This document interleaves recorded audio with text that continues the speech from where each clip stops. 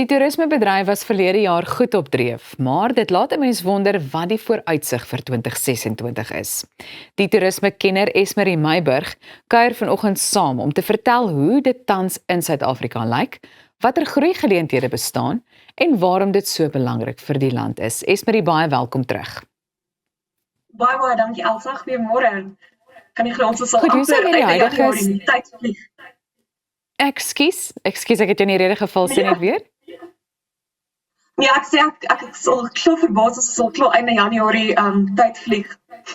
En daarom is ek so bly dat ons vanoggend met jou gesels, want hoe sê jy die huidige stand van die toerismebedryf in Suid-Afrika beskryf vandat ons laas gesels het? Wel, soos jy genoem het, ons het eintlik 'n baie goeie jaar laas jaar gehad vir die toerismebedryf. Teen September het ons al klaar omtrent 7.6 miljoen internasionale toeriste verwelkom en hierdie momentum het net aangehou groei deur die feesseisoen. Veral provinsies soos KwaZulu-Natal en die Wes-Kaap veral het regtig baie groei gesien in hulle feesseisoen. Byvoorbeeld die Kaapstad internasionale lughawe het gerapporteer dat omtrent 1.1 miljoen mense in Kaapstad geland het net oor die Desember vakansie. So ons hoop werklik dat hierdie groei gaan volhou deur die res van 2026. En wat sien julle as die grootste uitdagings vir toerisme op die oomblik? Wel, soos die vorige spreker ook genoem het, infrastruktuur is een van die grootste uitdagings. Limpopo is een van ons hoofprovinsies vir die toerismebedryf en as daar nie goeie infrastruktuur is in daai provinsie nie, gaan dit baie toeriste weerhou om daai provinsie te besoek. So dit is regtig een van die groot goed waarin geld belê moet word is infrastruktuur, om seker te maak mense kan veilig by hulle bestemming uitkom en dan as hulle by hulle bestemming is, dat hulle ook veilig voel terwyl hulle by daai bestemming is.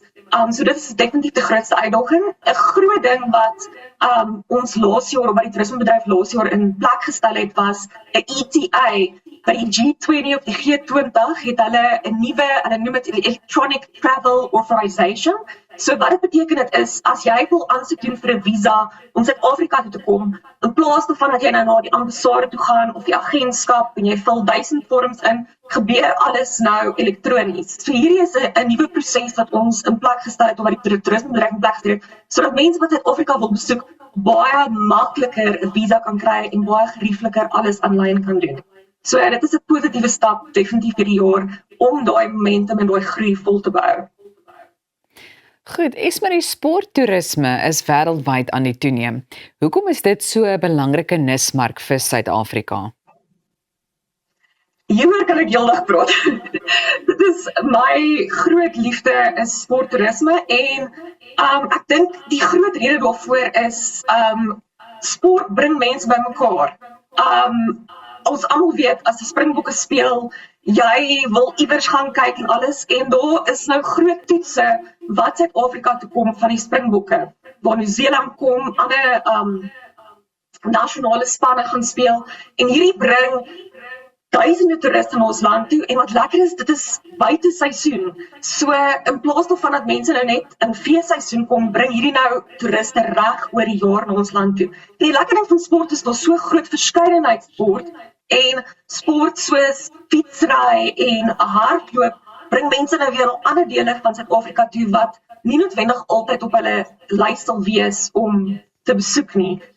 So ek dink dit is 'n baie groot deel van toerisme wat baie mense onderskat. Nou julle werk wys ook hoe belangrik kultuurtoerisme is. Wat maak 'n kultuurbesienswaardigheid werklik aantreklik vir toeriste? Wel, kultuurtoerisme in Suid-Afrika is ook een van ons groot kompeterende faktore. Ons het so groot diversiteit van natuur, maar net so het ons groot diversiteit van mense. En dit is vir baie toeriste, internasionale toeriste, veral belangrik om te leer oor verskillende lewenstyle, kos, musiek. En dit is wat Suid-Afrika ook uniek maak, is ons het so groot verskeidenheid van verskillende kulture om bloot te stel en om mense aan bloot te stel. Ek dink dit is 'n ding wat ons nog sterker kan fokus om mense bloot te stel aan die verskillende kulture, verskillende tale, hoe verskillende mense leef en hulle geskiedenis So dit is iets wat vir al ander provinsies wat byvoorbeeld nie 'n kuslyn het nie, kan fokus om mense in Suid-Afrika te kry om te kom sê, kom kyk hoe lewe die Basutos, of kom kyk, leer meer oor die Afrikaner kultuur en ons kos en ons geskiedenis. Dit is 'n groot aantrekkingspunt wat mense na reg oor Suid-Afrika toe kan lok. Nou ons het so 'n bietjie minder as 'n minuut oor, maar wat kan Suid-Afrika beter doen om egtheid te behou, maar terselfdertyd modern en mededingend te bly? Val die groot ding hier is tegnologie.